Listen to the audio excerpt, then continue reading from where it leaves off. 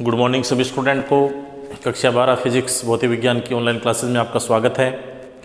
हम पढ़ रहे थे फर्स्ट लेसन इलेक्ट्रोस्टैटिक्स स्थिर विद्युत की, जिसके अपने अभी तक 4 भाग पढ़े हैं। आज का भाग होगा 5वां भाग। आज सुबह मॉर्निंग में मैंने आपको ऑब्जेक्टिव टाइप के क्वेश्चन की एक PDF फाइल भेजी थी, जिसमें क्वेश्चन होंगे लगभग 45 ऑब्जेक्टिव भी हैं और एक नंबर वाले अति लघुत्तरात्मक प्रश्न भी हैं। वो सारे आपको नोट कर लेने, ये 4 वीडियो के बाद में वो क्वेश्चन आपको नोट करने हैं। उसके बाद में आपको ये जो पार्ट अपने पढ़ेंगे आज वाला, ये आपको लिखना है। और पढ़ाने से पहले मैं आपको बता दूं कि मंडे को आपका टेस्ट है, जिसके आपको अच्छे ढंग से ये 5 वीडियो जो भेजे जा रहे हैं उनके अच्छे ढंग से तैयारी कर लेनी है। टेस्ट का पैटर्न क्या रहेगा? टेस्ट के अंदर आपको पेपर भेजा जाएगा, पेपर आपको व्हाट्सएप ग्रुप में मिलेगा, वहाँ से आपको पेपर देखना है। पेपर करने का तरीका क्या रहेगा? कॉपी लेनी है, कॉपी के अंदर ऊपर ऊपर अपना नाम लिखोगे, उसके बाद में कक्षा लिखनी है। 12th बायोलॉजी है तो बायो लगा दोगे, मैथ है तो मैथ, और यहाँ आगे लिख देना न्यू क्लासेज आपकी, ये ज़रूर लिखना आपको। कई बच्चों नाम कॉमन है, मिक्स हो जाए, पता नहीं लगेगा कि पुराने वाला स्टूडेंट है या नया वाला है। उसके बाद में क्वेश्चन नंबर 1 खाली जगह छोड़ देनी है, यहाँ पर आपको आंसर लिखना है। इस प्रकार से, इस प्रकार क्वेश्चन नंबर 2 आ जाएगा, फिर आंसर आ जाएगा। ऐसे 1 पेज 2 पेज के अंदर आपको लिखना है। उसके बाद आप क्या करेंगे? कॉपी की फ़ोटो खींचनी है आपको मोबाइल से। फ़ोटो खींचकर मेरे को आप व्हाट्सएप पे भेज देंगे, लेकिन सारे पेज एक साथ भेजने हैं। ये नहीं कि आपने पहले एक पेज भेजा फिर दूसरा भेज रहे, ऐसे नहीं। सारे पेज एक साथ में ही आपको भेजने हैं। 2 पेज है, 3 पेज है, 4 पेज है, इस प्रकार से आपको पेपर करना है। पेपर आपके पास पहुँच जाएगा लगभग 9:30 बजे या 10 बजे, और उसके बाद आप 2-3 घंटे के अंदर, 2 घंटे या 10 से 12 बजे तक आप मेरे को कॉपी भेज देंगे सभी स्टूडेंट। अब अपने आते हैं आज के टॉपिक पर। आज का अपना टॉपिक है कूलाम का नियम। कूलाम का नियम क्या है समझाइए। कूलाम का नियम क्या है समझाइए।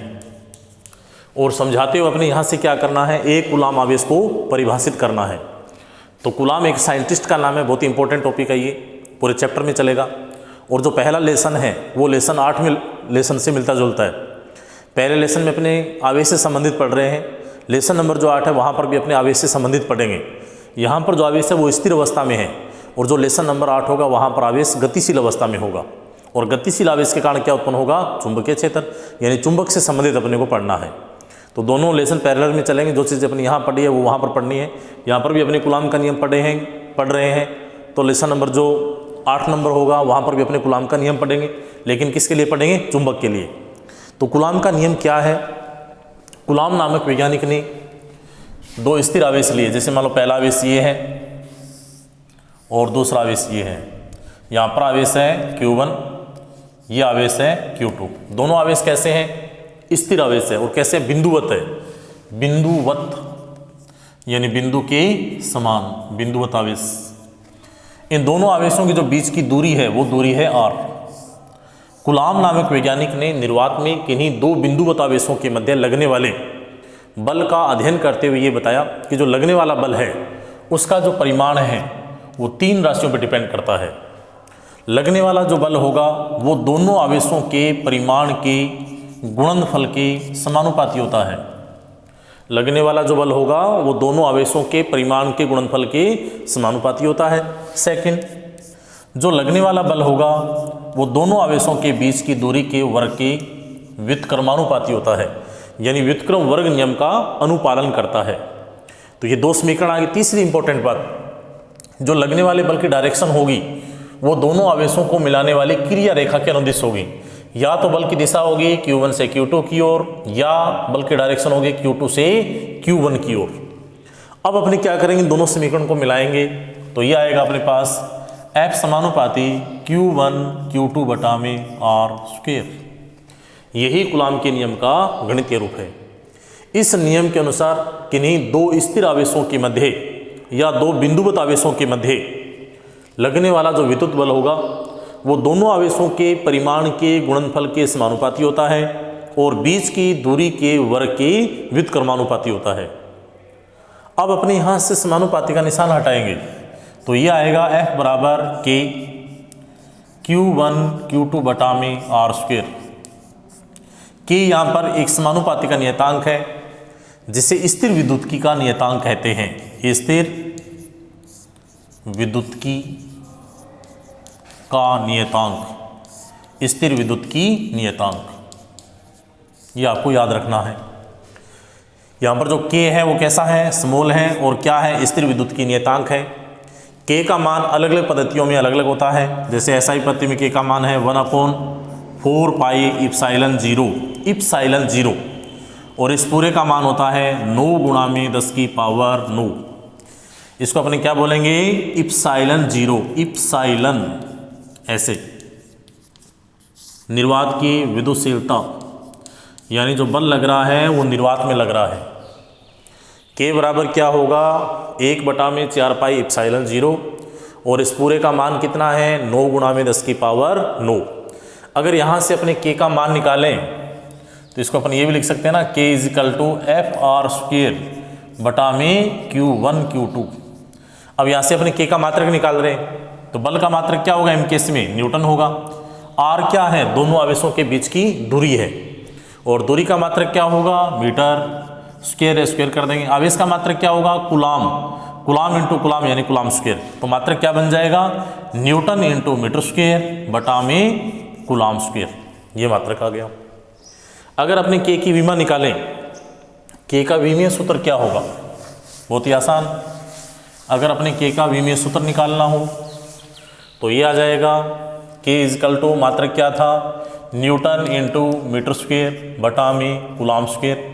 न्यूटन की विमा क्या होगी, m1 L1 T-2 into metre की विमा क्या होगी, L स्क्वायर बटा में जो कुलाम है, कुलाम की विमा क्या होगी, T1 A1, और इसका भी अपने क्या कर देंगे, स्क्वायर कर देंगे। स्क्वायर करेंगे तो ये क्या आएगा, ये आ जाएगा T स्क्वायर A स्क्वायर।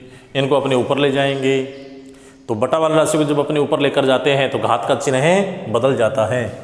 तो के बराबर क्या आएगा, m1, l यहाँ पे 1 है, यहाँ पे 2 है, l आ जाएगा 3, T-2 ऊपर जाएगा तो यह आ जाएगा -4, a ऊपर जाएगा तो यह आ जाएगा -2, ये भी आ जाएगी, बहुत ही आसान। अब देखो बच्चों, यहाँ पर जो इप्सिलॉन 0 है ये क्या होता है, निर्वात की विद्युतशीलता। इसका मान भी क्या है, फिक्स है। इप्सिलॉन नोट निर्वात की जो विद्युतशीलता है इसका मान होता है 8.854 इंटू 10 की पावर -12। ये अपने को याद रखना है। इप्सिलॉन 0 क्या है, निर्वात की विद्युतशीलता, और निर्वात की विद्युतशीलता की वैल्यू कितनी होगी, 8.854 इंटू 10 की पावर -12। अब देखो इसका मात्रक निकालें तो के और इप्सिलॉन 0 इन दोनों में रिलेशन क्या है, व्युत्क्रमानुपाती है। यानी इप्सिलॉन 0 का मात्रक वही होगा जो के का है लेकिन उल्टा होगा।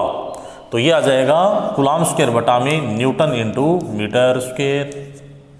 अगर अपने इसकी इप्सिलॉन 0 की अपने से विमा पूछी जाए तो विमा इसके अपोजिट हो जाएगी। के की विमा क्या थी, m1, तो ये आ जाएगी m-1। यहाँ पर l कितना है, 3 है, तो यह आ जाएगा -3।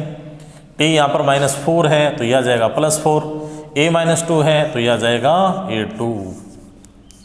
ये विमा आ जाएगी, बहुत ही आसान। तो ये था अपना टॉपिक, लेकिन यहाँ पर एक कूलाम की परिभाषा भी अपने को लिखनी है। एक कूलाम की परिभाषा क्या बनेगी, वेरी सिंपल, इंपॉर्टेंट है, ये भी आ सकता है, पूछा जा सकता है कि एक कूलाम आवेश की परिभाषा क्या होगी। तो कूलाम के नियम के अनुसार दो बिंदुवत आवेशों के मध्य लगने वाला जो बल है, यदि Q1 = Q2 = Q है और R = 1 मीटर है, इसको अपने लिखेंगे एक कूलाम एकांक लेना है। तो कूलाम के नियमानुसार F = क्या आएगा, K Q1 Q2 बटा में R स्क्वायर। बहुत सिंपल। Q1 और Q2 क्या है, Q के बराबर है, यानी दोनों बराबर है। किसके बराबर है, एक कूलाम के बराबर।